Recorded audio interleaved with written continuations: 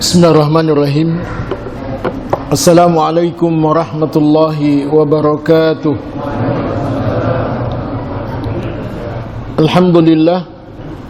Alhamdulillahilladzi allafa baina qulubina fa asbahna bi ni'matihi ikhwana.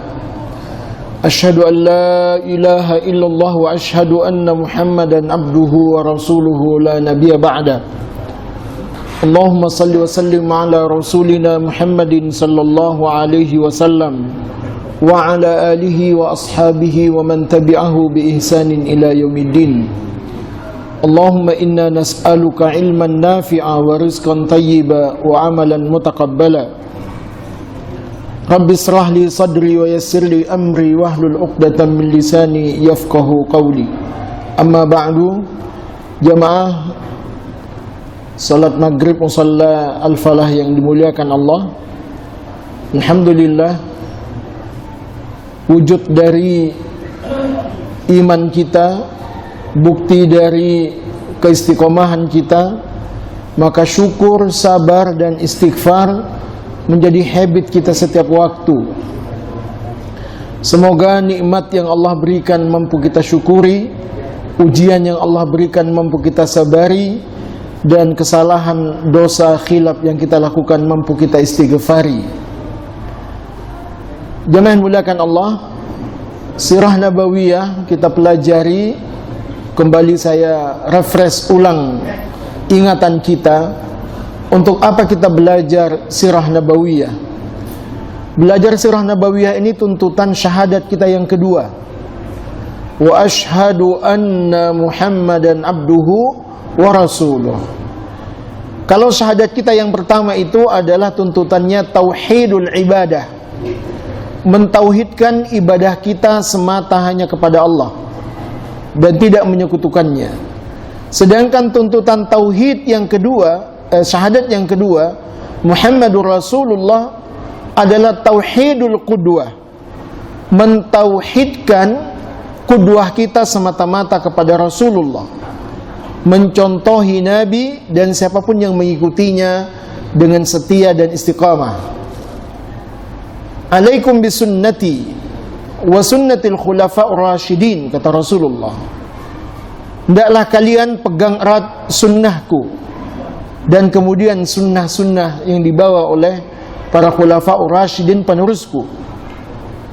Maka jemaah muliakan Allah, bukti cinta kita kepada Nabi adalah mempelajari perjalanan hidupnya. Bukti kita iman kepada Nabi, mempelajari perjalanan hidupnya. Sebab tuntutan iman itu mewajibkan kita untuk memahami dan mencontohi apa yang dilakukannya. Mana bisa kita mau melakukan, mencontohi apa yang dilakukannya kalau kita tidak membaca sirah perjalanan hidupnya, atau kita tidak mempelajari sunnah-sunnah atau hadis-hadis yang disampaikannya. Maka kewajiban kita memahami sirah nabawiyah ini, bukti cinta kita kepada Rasulullah, bukti iman kita kepada Rasulullah, untuk mengenali lebih detail bagaimana perjalanan hidup beliau. Yang kedua, terlalu banyak ayat-ayat dalam Al-Quran yang tidak bisa kita fahami isi dan maknanya kecuali kita memahami perjalanan hidup Nabi. Sebab banyak ayat-ayat di dalam Al-Quran itu yang terikat dengan asbabun nuzul, sebab-sebab turunnya. Banyak ayat-ayat yang bisa dipahami ketika kita faham asbabun nuzulnya. Maka untuk lebih mendalam pemahaman kita kepada isi Al-Quran, semestinya kita pelajari pula bagaimana perjalanan hidup Rasulullah yang telah melaksanakan Al-Quran itu dalam hidupnya. Ketika Aisyah ditanya, bagaimanakah akhlak Rasulullah ya Aisyah? Maka singkat jawaban Aisyah, kana khuluquhul Quran. Kalau kalian lihat Al-Quran, baca Al-Quran, pahami Al-Quran, ya begitulah akhlak Rasulullah sallallahu alaihi wasallam. Maka jangan muliakan Allah. Yang ketiga, kenapa kita memahami sirah nabawiyah? Untuk memahami bagaimana metode dakwah dan pendidikan Nabi. Dakwah ini sebuah kewajiban kepada kita semua. Mendidik itu kewajiban kita setiap orang. Tetapi bagaimana cara, metodenya, langkah-langkahnya, maka perjalanan hidup Nabi yang menjadi patokan kita. Lihatlah bagaimana ketika salah satu sahabat Nabi, yaitu Muaz bin Jabal, ditugaskan oleh Rasulullah ke Yaman. Maka Muaz bertanya kepada Rasulullah, apa yang akan aku sampaikan pada penduduk Yaman tatkala aku datang kepada mereka menjadi pemimpin mereka? Maka Nabi begitu jelas langkah demi langkah diajarkan kepada Muaz. Kata Nabi, ajaklah mereka untuk mengucapkan 2 kalimat syahadat. Kalau mereka sudah bisa melakukan itu, maka ajaklah mereka untuk mendirikan salat. Kalau mereka sudah melakukan itu, ajaklah mereka untuk menunaikan zakat. Setelah itu ajaklah mereka untuk sesuai dengan rentetan rukun Islam dan rukun iman. Rukun iman pun demikian. Rukun iman itu tidak boleh dibolak-balik ya. Rukun iman pada Allah yang pertama, iman kepada malaikatnya yang kedua, iman kepada kitabnya yang ketiga, iman kepada rasulnya yang keempat, iman kepada yaumul akhir yang kelima, yang keenam adalah iman kepada takdir. Makanya banyak orang yang banyak bertanya tentang takdir, itu pusing sendiri ya. Bahkan ada orang gila gara-gara memahami tentang takdir. Aku ini ya, sering ke masjid kok nggak kaya-kaya gitu. Ada yang nggak ke masjid kok nggak pernah rugi dalam bisnisnya gitu ya. Nggak pernah ada masalah dalam hidupnya. Padahal dia nggak ke masjid gitu ya. Padahal dia nggak sholat. Ini orang berpikir tentang takdir itu tidak bisa, kecuali kita telah sukses memahami rukun iman di atasnya. Orang yang faham takdir adalah orang yang faham iman kepada Allah, iman kepada malaikatnya, iman kepada kitabnya, iman kepada rasulnya, dan iman kepada yaumul akhir. Baru dia akan paham takdir. Begitu pula orang yang percaya pada kiamat itu, kalau sukses memahami rukun iman di atasnya, iman kepada rasul, iman kepada kitabnya, iman kepada malaikatnya, dan iman kepada Allah. Rukun iman, rukun Islam ini tidak boleh diubah-ubah posisinya. Mana lebih berat? Salat apa zakat? Hah? Mana lebih berat, salat apa zakat? Kalau sedekah semua ringan ya. Lebih susah zakat loh daripada sedekah. Banyak orang rajin sedekah nggak zakat. Iya, orang sedekah itu banyak. Bahkan nominal sedekahnya itu melebihi jumlah zakatnya. Karenanya zakat ini hanya bisa dipahami ketika sukses imannya pada Allah, sukses ibadah sholatnya, sukses tauhidnya, dan sukses sholatnya, baru dia enak zakat ya. Kalau ada orang yang berzakat, rajin zakat tapi nggak rajin sholat, hati-hati itu. Dia akan kumpulkan orang kaya, orang miskin, kemudian dia bagi-bagi sendiri dengan penuh kepongahan dan kesombongannya, seolah-olah yang dia serahkan itu adalah miliknya. Padahal itu, apa kata Allah dalam Al-Quran? Hakkum ma'lum lis-sa'ili wal mahrum. Pada harta kalian itu ada hak-hak orang yang nggak punya. Pada harta kita itu ada hak-hak orang yang nggak punya. Hakkum ma'lum lis-sa'ili wal mahrum. Jadi, jamaah muliakan Allah, kalau kita ingin visualisasikan ya, bagaimana bangunan Islam ini. Islam ini bagaikan masjid ini. Ada atapnya, ada dinding dan lantainya, ada pondasinya. Islam itu pondasinya adalah 2 kalimat syahadat. Maka dindingnya adalah syariat. Maka dinding ini lebih banyak. Ada pendidikan Islam, ada ekonomi Islam, ada ketentaraan, macam-macam. Makanya dinding itu banyak sekali bentuk-bentuknya. Atapnya ini adalah akhlak. Pagernya adalah dakwah. dan jihad. Islam ini tidak bisa dilindungi dan disebarkan kecuali dengan dua hal, dakwah dan jihad. Kalau jihad itu mempertahankan, dakwah itu untuk menyampaikan. Maka ada hal yang mesti kita fahami tentang dakwah ini. Apa kata Nabi? Kuncinya, rumusnya adalah la ikraha fid din.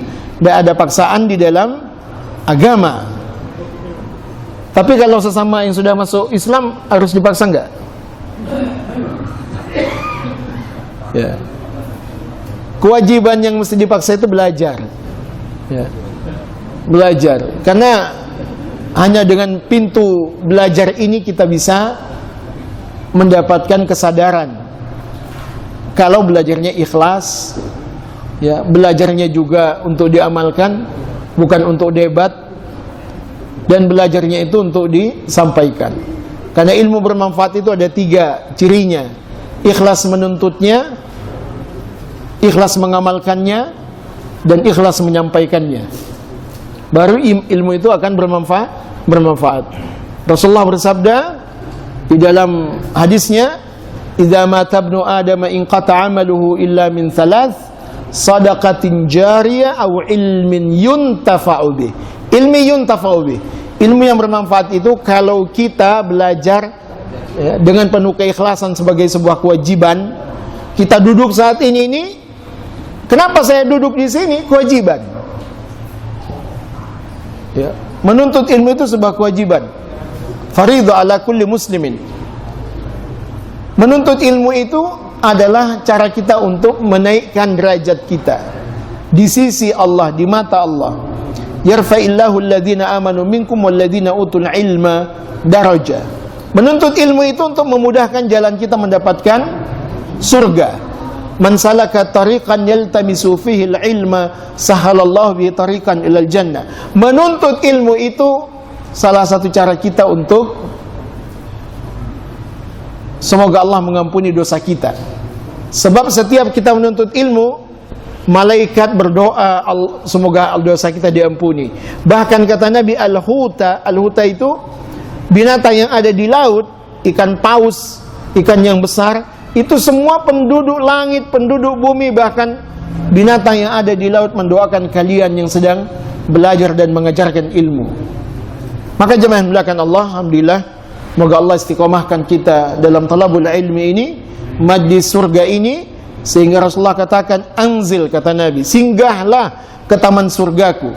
Maka sahabat bertanya, apakah taman surgamu ya Rasulullah? Halaqul zikri, kata Nabi. Taman surgaku adalah halaqah ilmu.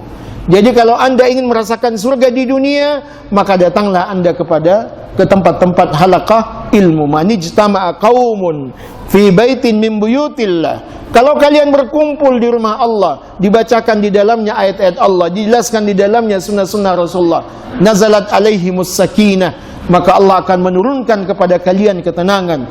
Wasiyatuhum rahmah, maka Allah pun meliputi kita dengan penuh rahmat. Wa zakarallahu fi man indah, dan Allah akan menyebut nama-nama kita saat ini. Masya Allah. Ya, gimana gembiranya antum? Tahu-tahu Jokowi sambutan disebut nama takmir kita. Wah, takmir, bangga gitu ya.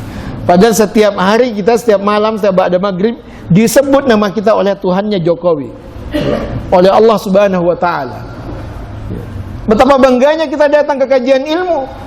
Nama-nama antum disebut-sebut saat ini oleh Allah Subhanahu wa taala. Wa dzakarallahu fi man indah. Di saat kita duduk menuntut ilmu, maka Allah menyebut nama kita. Masya Allah. Maka Allah mengampuni dosa kita, menerima semua kebaikan-kebaikan kita. Jemaah yang dimuliakan Allah, ketika Rasulullah sallallahu alaihi wasallam di puncak-puncak ujian dakwahnya, maka disitulah Allah kemudian menurunkan pertolongannya. Jadi kita ini enggak ditolong oleh Allah karena memang ujian kita masih ringan. Ya. Ujian kita masih enggak begitu kuat. Ujian kita ini masih, kita enggak terlalu susah untuk menghadapinya. Ya, diuji dengan bisnis kita yang mulai menurun. Ya, Allah tahu deposito kita masih ada. Ya. Tabungan kita masih ada. Ya, diuji dengan mungkin sesuatu yang mungkin masih bisa kita tanggulangi. Tapi ketika ujian itu ada di puncaknya, maka Allah katakan, ala inna nasrallahi qarib. Yakinlah, pertolongan Allah itu amatlah dekat. Ini susah ini ya. Kalau kita diuji oleh Allah, keyakinan bahwa pertolongan Allah itu dekat, itu enggak semua kita rasakan itu. Yang kita rasakan apa? Sampai kapan ini ya? Ini sampai kapan ini? Jadi keyakinan ala inna nasrallahi qarib itu kadang-kadang enggak menjelma di dalam benak kita, sehingga kecemasan, kegelisahan, kesusahan. Maka kemudian Rasulullah sallallahu alaihi wasallam yang dia lakukan adalah khusyuk berdoa.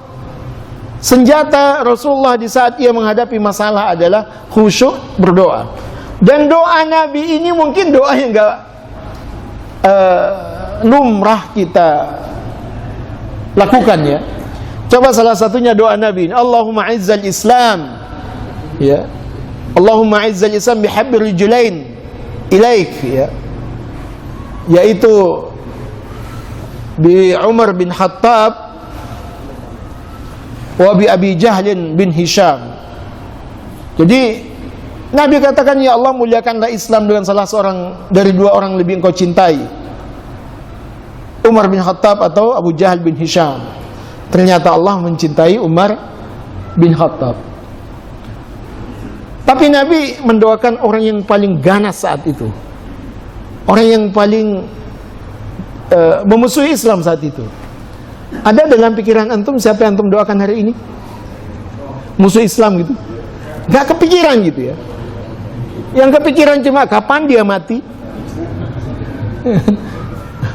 Yang kepikiran itu malah didoakan mati. Antum gak paham kalau dia mati masih banyak anak cucunya yang melanjutkan dia. Tapi kalau dia masuk Islam, anak cucunya pun bisa masuk Islam.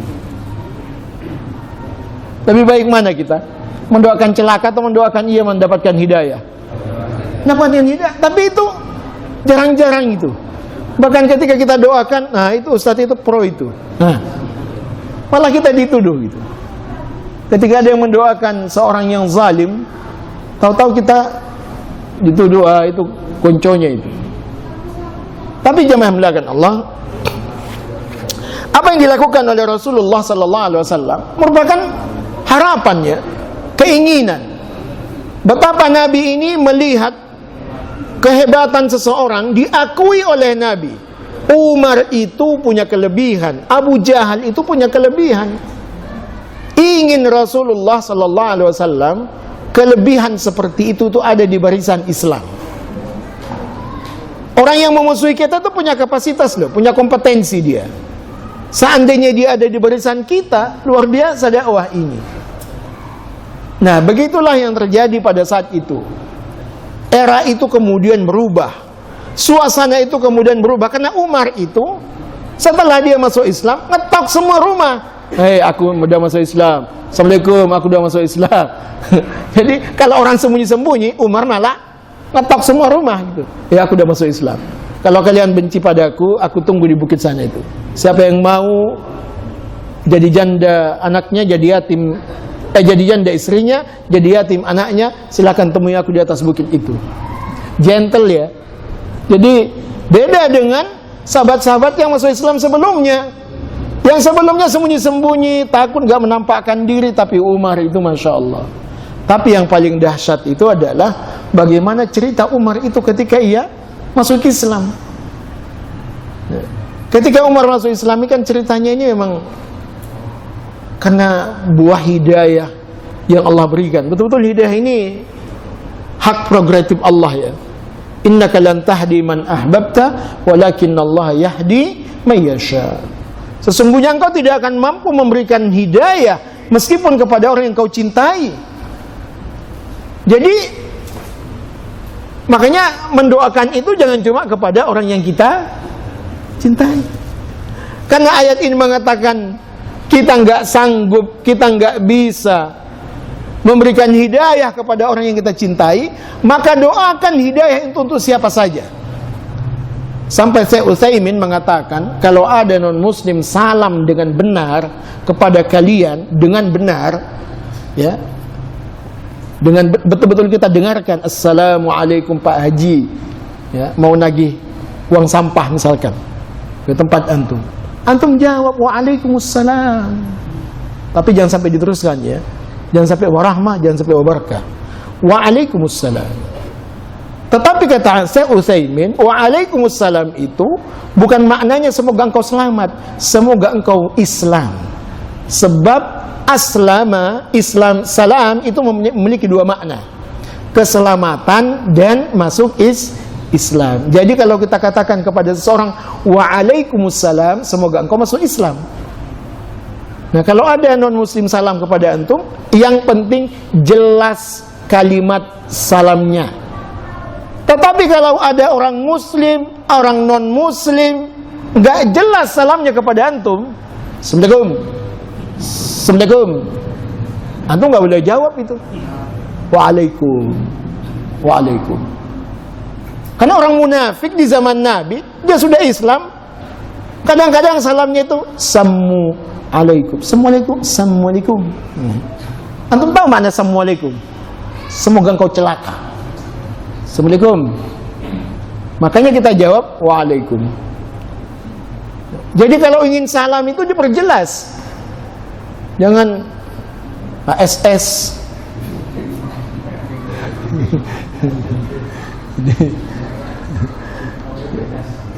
Jadi Assalamualaikum, Waalaikumsalam warahmatullahi wabarakatuh. Diperjelas, ya.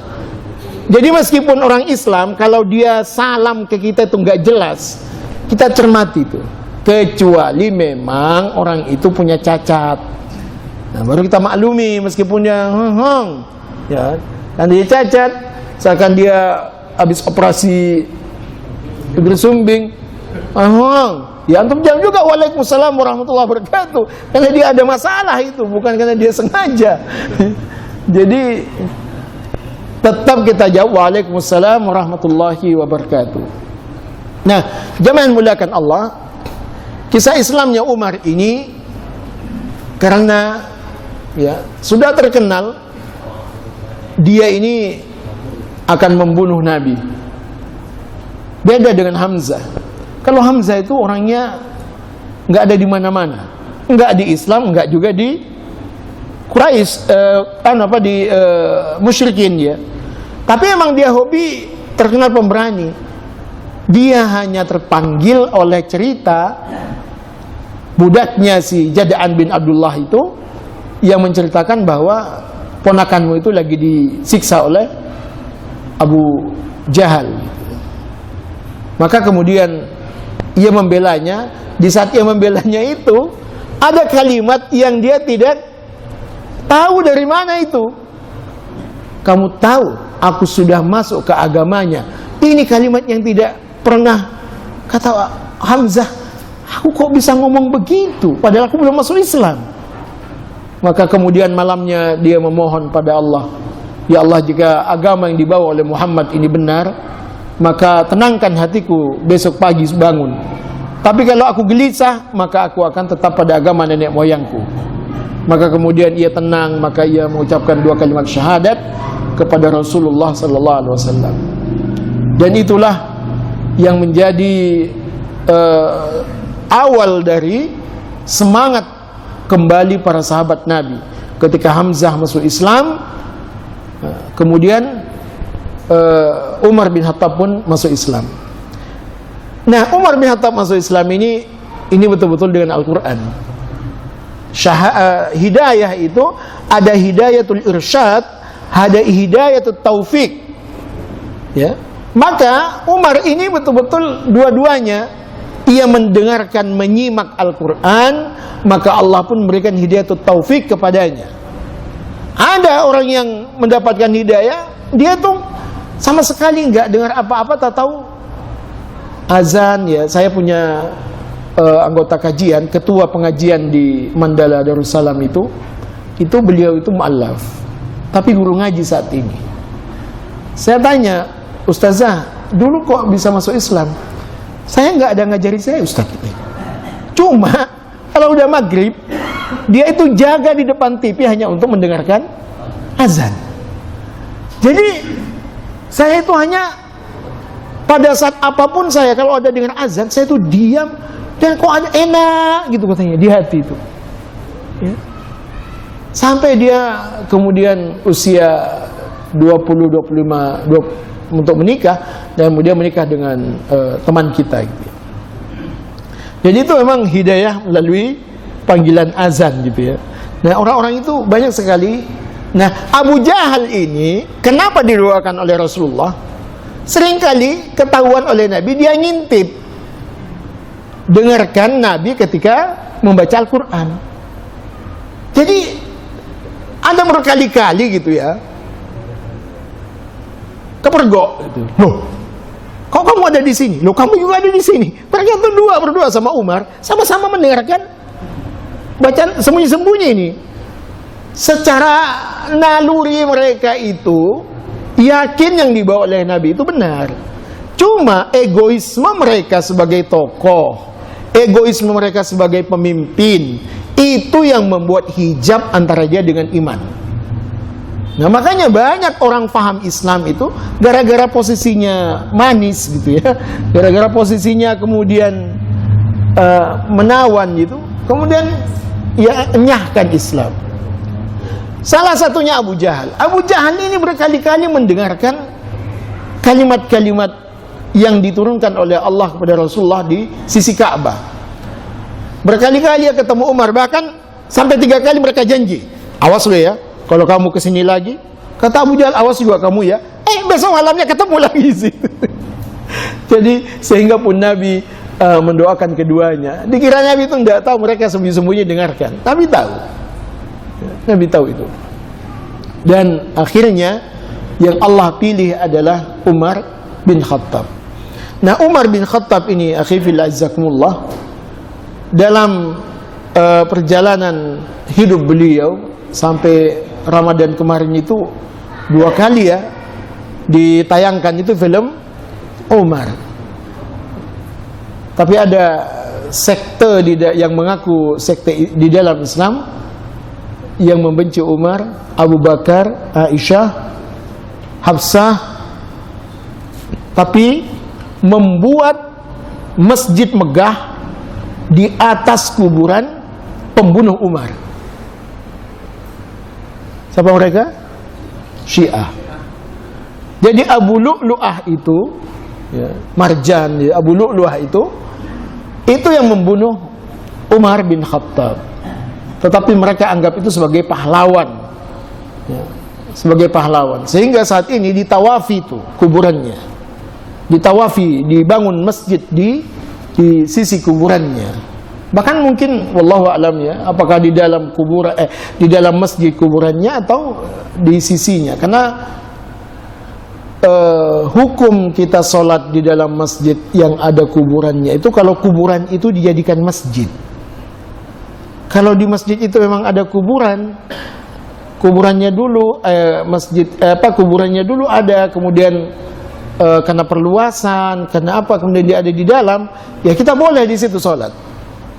Tapi kalau kuburannya dijadikan masjid, itu sudah nggak ada pertentangan di antara ulama apakah boleh atau tidak. Haram hukumnya kalau kuburan dijadikan masjid.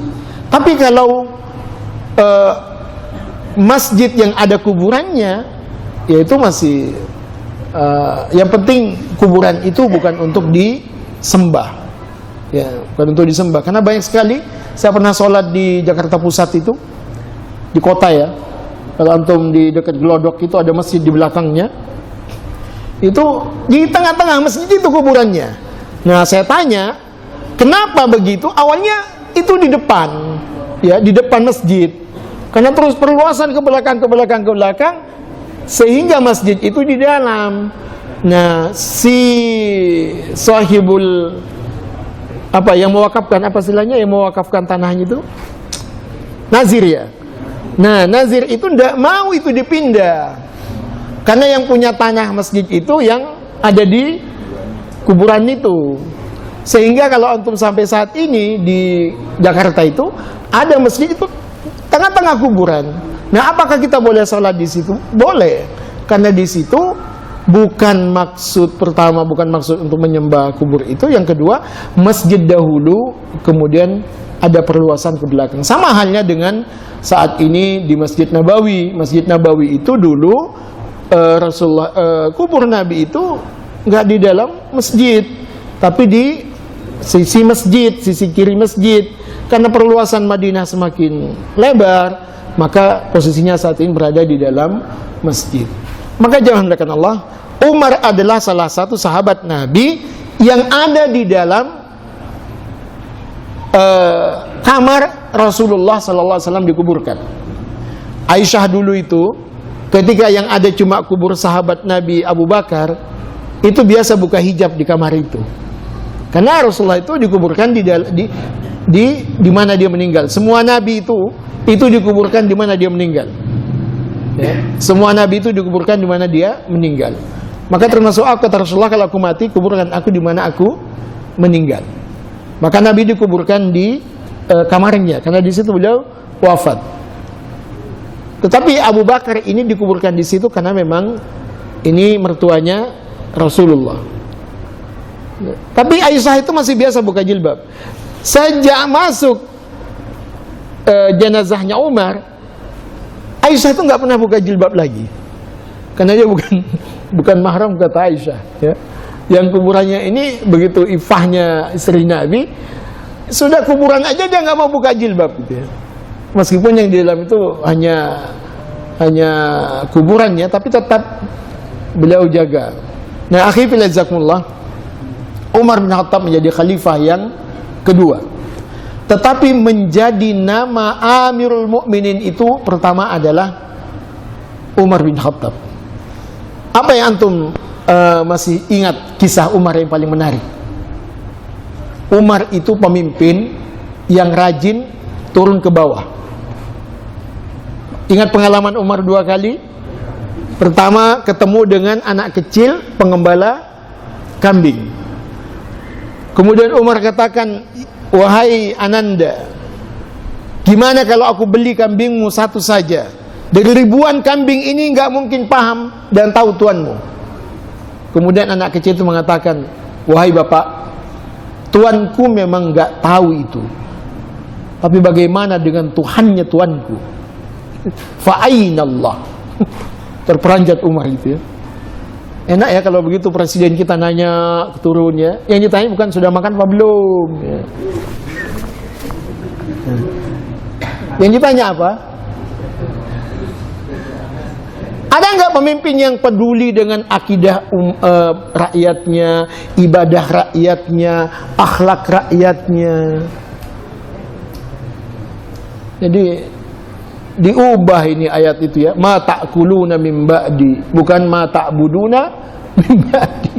Antum paham kan apa yang dikhawatirkan oleh Nabi Yakub? Apakah kata Nabi Yakub pada anaknya, ma ta'buduna min ba'di? Nah, kalau aku mati, siapa nanti yang engkau sembah? Tapi kalau anak kita mau mati, apa kata kita pada anak kita? Nah, nanti kalau aku mati, kamu mau makan apa? Jadi bukan ma ta'buduna, tapi ma ta'kuluna. Mata kuluna min ba'di. Nanti kalau aku mati kamu makan apa, nak? Ini pelajaran juga bagi kita ini. Yang kita rasakan itu kualitas ibadah, akidah, akhlak anak kita, apa kualitas ekonominya? Yang paling membuat antum tidak mau mati itu apa? Jangan dulu, Ustaz. Satu, yang membuat antum pingin umur dipanjangkan apa? Satu, banyak dosa. Ya. Yang kedua, anak-anak belum mapan. Anak cucu belum mapan dulu. Judulnya apa semua? Dunia. Judulnya dunia. Judulnya dunia semua. Masya Allah ya. Umar ini di saat-saat ia turun ke bawah, ia kemudian mendengar seorang ibu dialog dengan anak gadisnya. Apa kata Umar? Ini perlu didengar ini. Ini resahan rakyat ini. Kata ibu itu, wahai Ananda, Ya, coba lihat pedagang-pedagang susu yang lainnya, mereka mencampur susunya dengan air sehingga mereka mendapatkan untung lebih dibandingkan kita. Kata anak gadisnya, jangan bunda, kan gak boleh. Umar sudah mengeluarkan maklumat, peraturan, gak boleh kita mencampur air dengan susu untuk dijual. Tapi kata ibu itu, ya Umar lagi tidur ini, gak usah takut, Umar lagi ngorok ini, Umar lagi dengar itu. Apa kata gadis itu? Kalau Umar gak bisa dengar kita, bagaimana dengan Tuhannya Umar? Fa'ainallah ya bunda. Langsung balik badan Umar, pulang ke rumah, ke istana. Apa? Dia bangunkan anak pertamanya. Dia bangunkan anak pertamanya. Nak, usiamu sudah 24 tahun, mau nikah. Nah, bayang anak muda dibangunkan untuk nikah. Kira-kira tidak apa iya? Ya iyalah. Ba'da subuh kemudian Umar melamar anak gadis itu. Seorang Amirul Mukminin, presiden, melamar anaknya penjual tukang susu. Apa nilai lebih gadis itu? Akidahnya. Terus kalau antum cari menantu, apa yang menjadi dasar antum itu? Wah, antum gak kaya-kaya juga dipilih kok. Wah, antum ngomong begitu.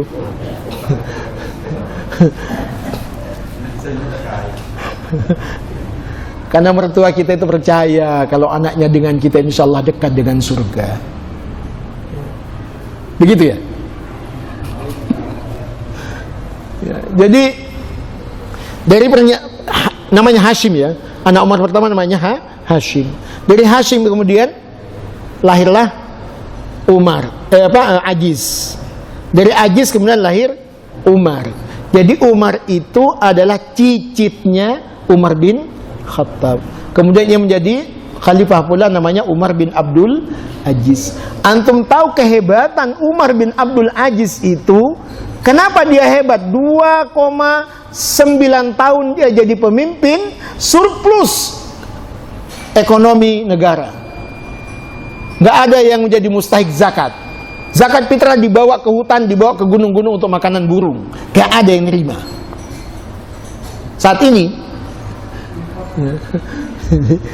jadi 2,9 tahun Umar bin Abdul Aziz. Nanti kita ceritakan kisah Umar ini ya, Umar bin Abdul Aziz ini ya, karena antum pasti tertarik dengan kisah cintanya ya.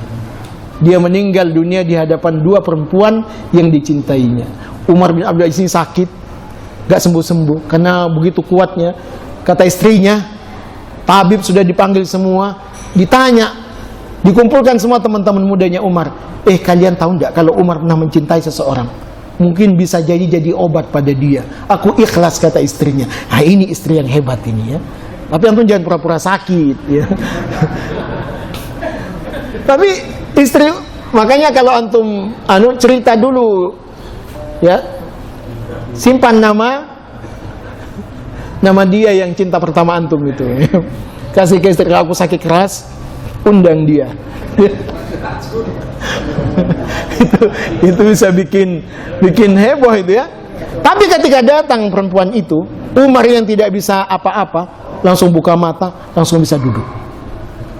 Hanya dengar langkah perempuan itu, udah hafal itu Umar. Ya Allah, kata Umar. Kemudian istri Umar pun tersenyum dan mengambil tangan Umar mau minta dinikahkan dengan wanita itu. Kata Umar, tidak. Demi Allah, kata Umar, aku cinta padamu, kepada istrinya. Dan aku tidak dustai juga, aku mencintai dia. Tapi ada yang lebih cinta kepadaku dibandingkan kalian berdua, Allah subhanahu wa ta'ala. Asyhadu an la ilaha illallah wa asyhadu anna Muhammadur Rasulullah. Umar pun meninggal di atas dan sambil sedekap dan di depan dua perempuan yang dicintainya. Itulah Umar ya. Masya Allah, hadanallahu wa iyyakum ajmain. Aqulu qouli hadza astaghfirullah li wa lakum, subhanakallahumma wa bihamdika asyhadu an la ilaha illa anta astaghfiruka wa atubu ilaik. Assalamualaikum warahmatullahi wabarakatuh.